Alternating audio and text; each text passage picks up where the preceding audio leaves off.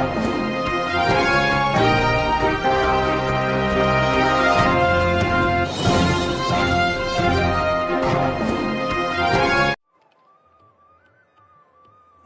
तालियों के साथ स्वागत करते हैं हमारे मुख्य अतिथि माननीय केंद्रीय गृह एवं सहकारिता मंत्री श्रीमान अमित शाह जी का आनंद की धरती पर त्रिभुवन दास सहकारी यूनिवर्सिटी के भूमि पूजन एवं शिलान्यास समारोह में बहुत बहुत स्वागत। साथ ही स्वागत श्रीमान अमित शाह जी से करबद्ध निवेदन करते हैं कि आप अपने बहुमूल्य विचारों से हमारा मार्गदर्शन करें। आइए जोरदार तालियों के साथ स्वागत करते हैं माननीय केंद्रीय मंत्री जी का।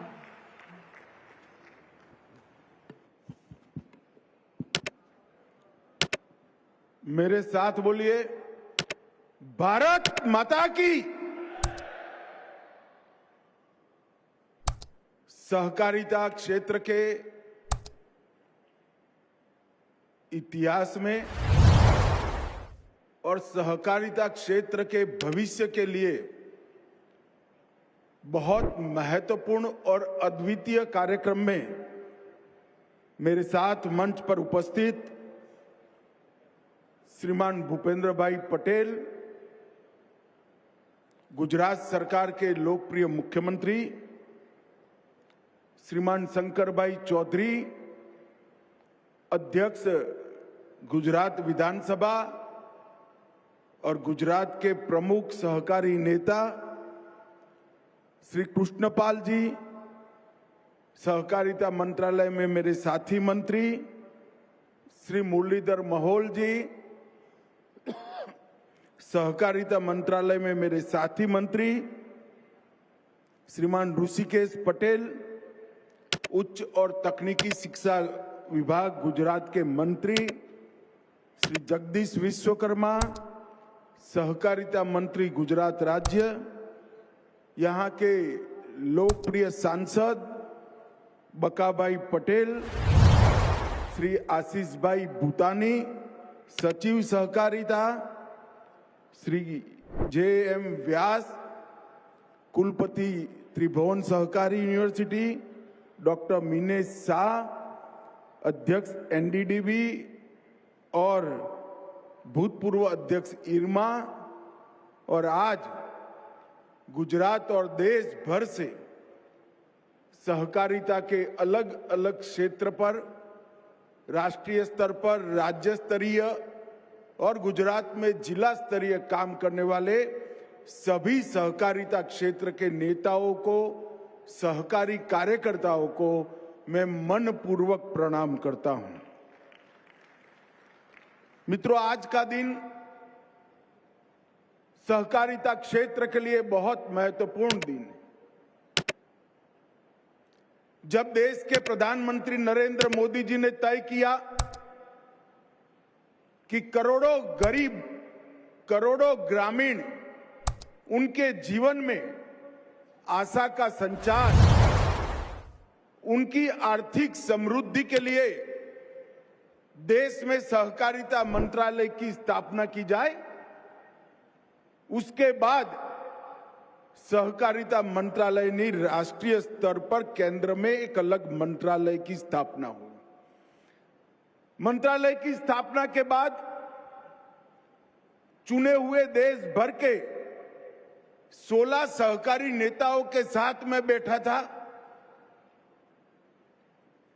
कई बार मीटिंग हुई, उन्होंने अकेले में भी कई बार मीटिंग करी और सहकारिता क्षेत्र के विकास के लिए, इसके संवर्धन के लिए और उसके सम विकास के लिए कश्मीर से कन्याकुमारी तक, हर राज्य के हर जिले की हर तहसील तक सहकारिता आंदोलन कैसे पहुंचे और उसके लिए क्या क्या कमियां रह गई और क्या क्या करना चाहिए, वो कारणों की एक सूची बनी, एक्शनेबल पॉइंट की एक सूची बनी और वो सूची के आधार पर कल 4 साल पूरे हो जाएंगे। मैं पीछे मुड़कर देखता हूं तो 60 नए इनिशिएटिव भारत सरकार के सहकारिता मंत्रालय ने लिए हैं।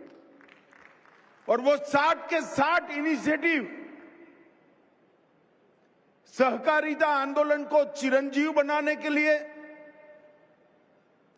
सहकारिता आंदोलन के समान रूप से विकसित करने के लिए, सहकारिता आंदोलन को पारदर्शी बनाने के लिए, सहकारिता आंदोलन को लोकतांत्रिक बनाने के लिए, सहकारिता के माध्यम से किसान की खेती के अलावे जो इनकम होती है उसको बढ़ाने के लिए और सहकारिता आंदोलन में मातृशक्ति और युवाओं की सहभागिता बढ़ाने के लिए है।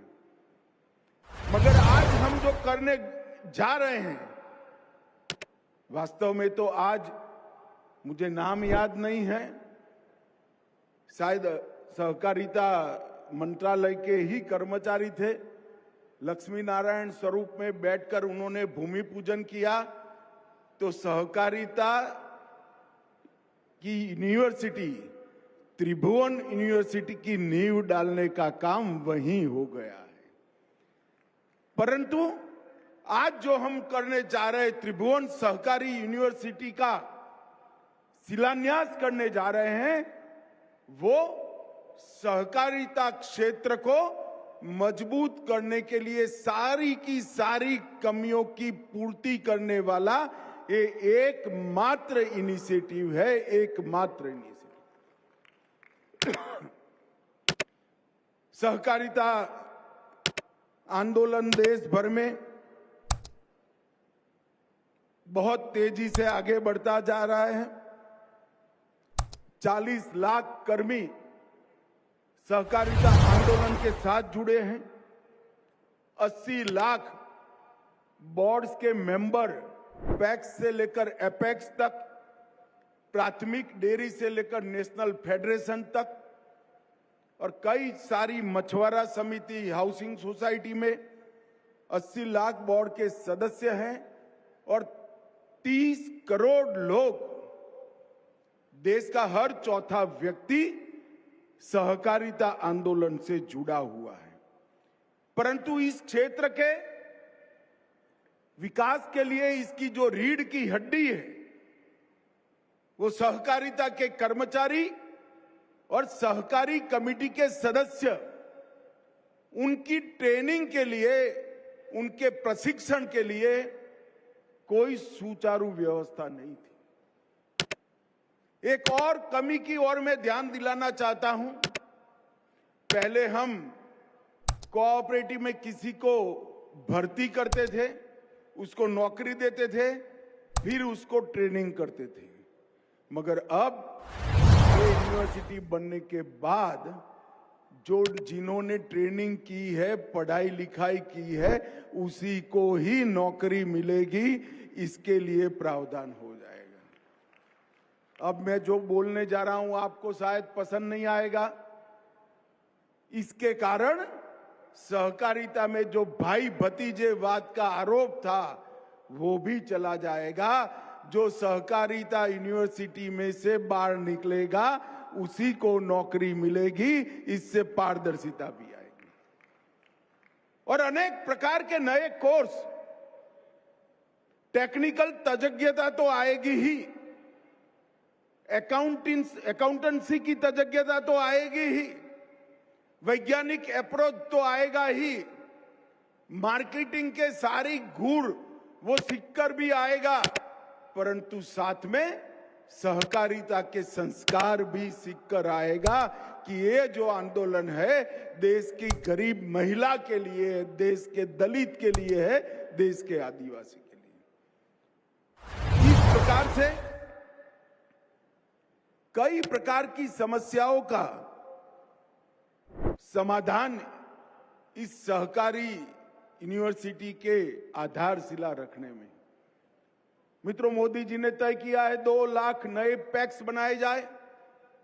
बाकी सारा विस्तार छोड़ दीजिए, सिर्फ 2 लाख नए पैक्स का ही निर्णय करते हैं जो बन रहे हैं। और मुझे विश्वास है कि इस वर्ष तक हम 60,000 बना लेंगे। तो 2 लाख पैक्स में ही 17 लाख कर्मचारी चाहिए। और कई सारी जिला डेयरियां बन रही है, कई सारी डेयरीज बन रही है।